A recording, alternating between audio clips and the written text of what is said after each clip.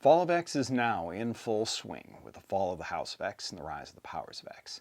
The twin series are closing out the Krakoan era, it would seem, in a fashion mirroring its beginning. Two series, only this time tying together the threads of Orchis, Technarchs, Dominions, and the futures and the past of the Krakoan era, including Moira MacTaggert.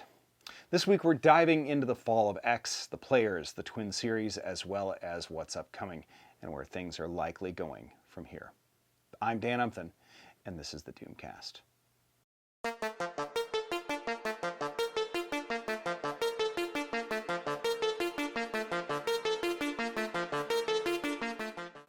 Alright, first do me a favor, hit subscribe and the bell. I make about one of these videos a week. They are all great, so please don't miss even one. Thanks in advance. The Krakoan era opened almost 6 years ago with the House of X and Powers of X, which covered the formation and the purpose of Krakoa, a home for the X-Men, but all mutants as well. The establishment of Orchis, as well as Moira MacTaggert's powers, her past lives, as well as the Technarchs, Dominions, and Nimrod, all that other stuff. A central plot element of the last 2 years of X-Men comics has been Dominions. Dominions are machine consciousnesses that have ascended to a place of pure computation or thought, existing outside of space and time, capable of influencing events from there, however. Once ascended, they're beyond the reach of pretty much any other power, effectively omnipotent. Phalanx, World Minds, Technarchs were scales below that of Dominions. Granted, they were first introduced in House of X and Powers of X. Sinister, or 4 different aspects of Nathaniel Essex, were all vying for a chance to ascend to such a place. Dr. Stasis, Orbis Stellaris, Mother Righteous, and of course Mr. Sinister himself all vied for a chance to ascend in their own way, with each of them failing, including Sinister himself, in Sins of Sinister, and most recently Mother Righteous in Immortal X-Men. Another existing Sinister had ascended before either of them. That was revealed to be a 5th Sinister, an AI composite of the other 4, which learned from the others' failures, required the others to attempt to ascend before it went online. But more on that machine in just a moment, because, well... So a quick rundown of what happens in these 2 first issues. The fall of the House of X begins with a show trial for Cyclops as the X-Men, well, what remains of them, attempt to save him from this when Xavier calls Rasputin 4 back to him to aid in what will end up being the rise of the Powers of X. Logan, Nightcrawler, and Colossus regroup with the rest of the X-Men when Cyclops is found guilty, and by extension, according to Orchis, so are all mutants okay. Krakoa thwarts a murder attempt by Nimrod by encasing him in amber, which Krakoa could do that this entire time? Okay.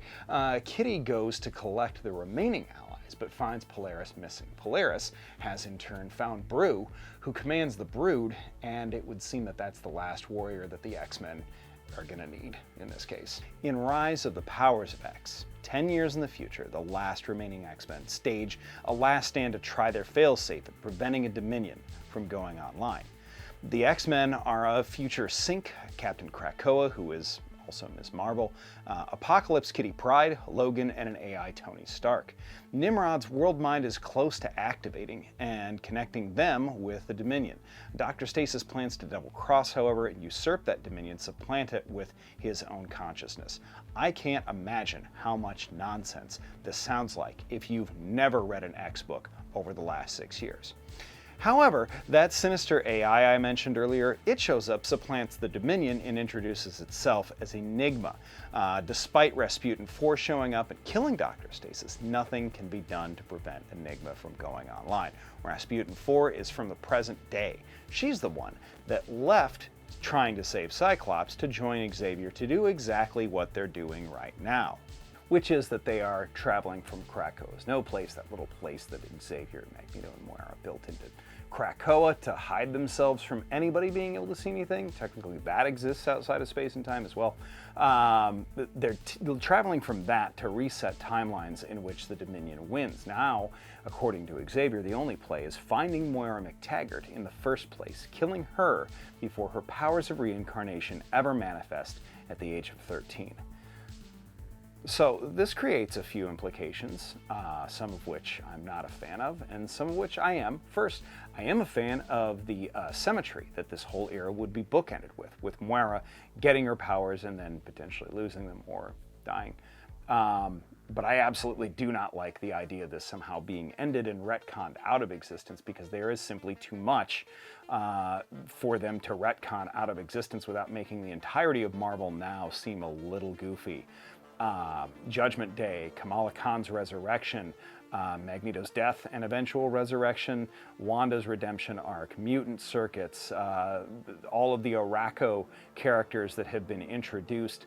All of it has way too much potential and really shouldn't not exist. And I think that they would have too much difficulty scrapping all of that. So my guess is that they don't actually end up undoing it, or saying that it's simply a memory or an alternate universe. My guess is they don't exactly succeed in killing Moira either, because that would be a really boring way to end this run, and boring is not something that Kieran Gillen does. Jerry Dugan either, but especially not Kieran Gillen, who tends to stick landings in the ends of series or the ends of events better than most writers I know that have done either of those things. He loves tying things together in a nice little weird bow. So here's my fun guess. I don't know if this is going to happen or not, but my guess is that the Dominion is supplanted by Charles Xavier. He's already a Sinister, remember? He's the only one that still has Mr. Sinister inside of his head. He still has that red diamond back there. And with Magneto coming back, my guess is they're going to have Xavier ascend to Deus Ex Machina, all of the problematic things with Orchis and everything and Moira out of existence without undoing all of the Krakoan continuity until they can figure out how to bring Xavier back. Until that time, they'll have Magneto lead the X-Men. If they do that, or they just have Jean show up out of nowhere and kill the Dominion with Phoenix Fire, so they might do that too. Regardless, I can't deal with them undoing the Krakoan era. It might sour me on future X-Men stuff for a while.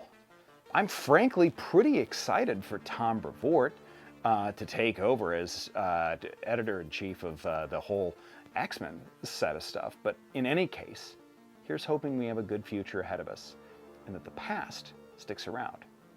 And so does Rasputin 4, because she's great. Anyway, thanks for watching, and we'll see you again next week.